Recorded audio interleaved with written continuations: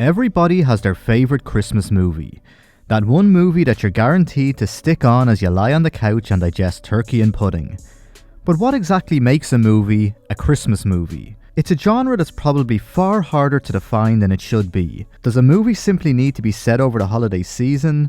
Does it have to feature Santa Claus? The movie which tends to get mentioned more than any other when discussing what a Christmas movie is or isn't is 1988's Die Hard, with constant debate online about whether the hit action movie should be considered a Christmas movie given that it's set over the holiday period.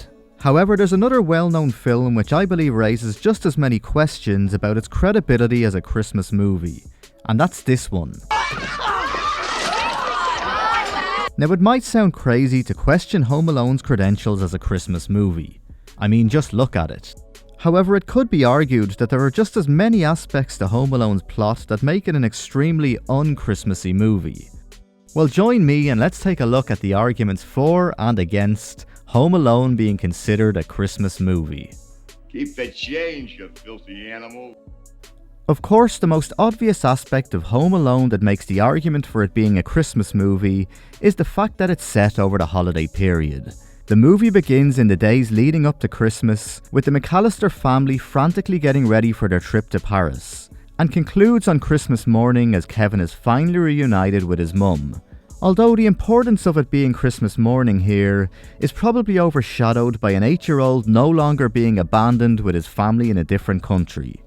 So I guess Home Alone certainly ticks the first box on the list when it comes to the requirements to be a Christmas movie, being set at Christmas time.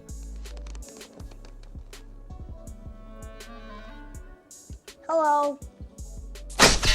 When you think of your traditional Christmas movie, there's often a theme of love, hope, redemption and forgiveness. Something you certainly don't associate with your average Christmas movie is violence. And boy does Home Alone have its fair share of violence. In fact, I'd wager a guess that Home Alone probably contains more violence than any other family movie in history.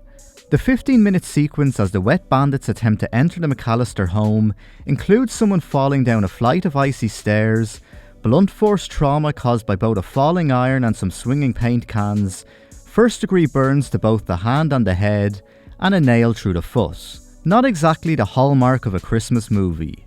On a side note, I always find it amazing that none of these horrific injuries or bangs to the head managed to stop the wet bandits, but one whack of the snow shovel from Old Man Marley is enough to finally stop them in their tracks. It's often argued that a Christmas movie truly needs to look like Christmas, and in this regard Home Alone simply cannot be faulted. From the film's first scene, there's no question what time of the year it is. Set on a leafy suburban street in Chicago, where there appears to be a competition as to who can cover their house in the most Christmas lights.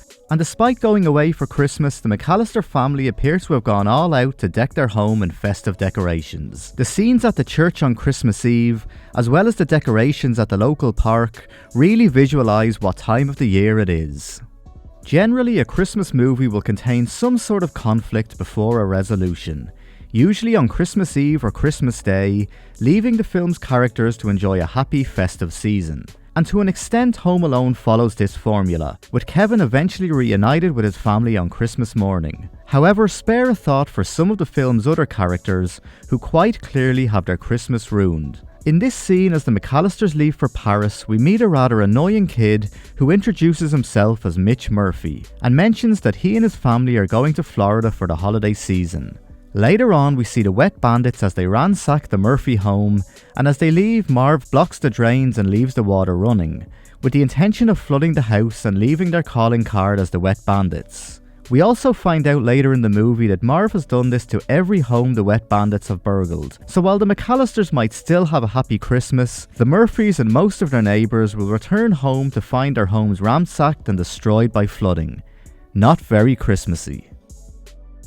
Surely a key ingredient to any Christmas movie is to feature some Christmas music, whether it be simply playing in the background of a scene or as part of the movie's soundtrack. And in this department, it has to be said, Home Alone does not disappoint. With a soundtrack featuring holiday season classics including White Christmas, Rocking Around the Christmas Tree, Have Yourself a Merry Little Christmas, and traditional Christmas hymns such as O Holy Night and Star of Bethlehem.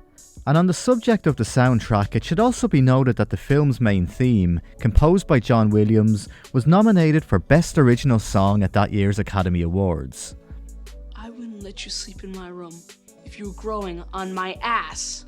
As mentioned earlier, a Christmas movie almost always features a plot where the film's main characters have to overcome some sort of conflict in order to save their Christmas. This often involves the characters going on a journey of self-discovery as they realise the importance of friendship or family and being together at the holiday season. And on the surface, Home Alone follows this formula, with the McAllister family eventually reunited for Christmas. However, when it comes to character development, I'm not sure how much Home Alone's collection of unlikable characters have actually changed by the movie's end. At the beginning of the movie, the audience is introduced to Kevin and the extended McAllister family on the eve of their trip to France. And it quickly becomes clear that they're a bunch of pretty unlikable people. Kevin's siblings really come across as some of the worst brothers and sisters imaginable and treat him with a level of contempt that goes way beyond normal sibling rivalry. You're what the French call les incompetents. What? Kevin himself is a real smart-ass kid who speaks to adults in a tone that no 8-year-old should. Hang up the phone and make me, why don't you? And the less said about Mr. and Mrs. McAllister, the better, who don't seem to have the time or energy to deal with Kevin's behaviour effectively, sending him to the attic hungry, and then managing to leave the country without him. So you would imagine that by the movie's end, the traumatic experience of leaving the youngest member of the family home alone in a different country would have maybe brought them closer together as a family, or at least taught them to be nicer to each other. But nobody apart from his mum really seems all that bothered. And if further proof is needed that nothing has been learned, the movie's sequel sees the family back at each other's throats as they prepare to take another trip the following Christmas. So is Home Alone a Christmas movie?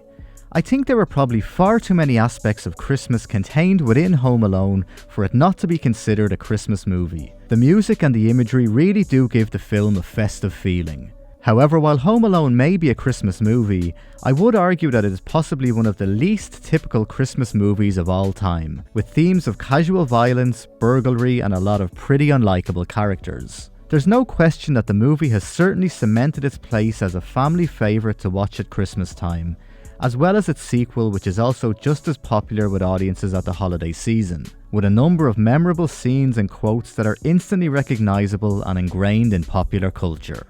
Keep the change, you filthy animal. So what do you think? Should Home Alone be considered a Christmas movie? Let me know in the comments below. And if you did happen to enjoy the video, then don't forget to leave a thumbs up or subscribe and hit the notification bell, as it really does help the channel grow. Have a safe and happy Christmas, and see you all in the next video.